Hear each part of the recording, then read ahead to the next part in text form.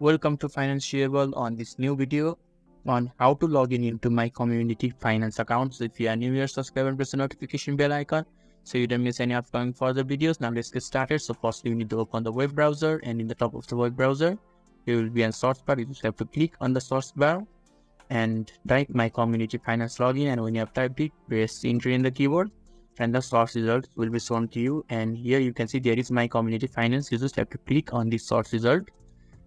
It will be most likely will show that search result in the first when you have typed my community finance login. And when you are inside the interface, you just need to look into the top right corner. There is my account button. When you hover around it, it changes color. You just need to click on my account and it will redirect you to the login portal, and here is where you can log in. And if you have forgotten your password, then you can just click on the forgotten password that is just below the password box, and you will be able to retry or change the password.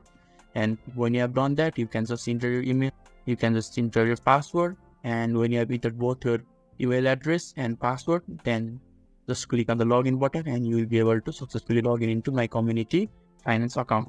So this is how you can easily log in into my community finance account. So if this video was helpful to you, give a thumbs up button. Thank you.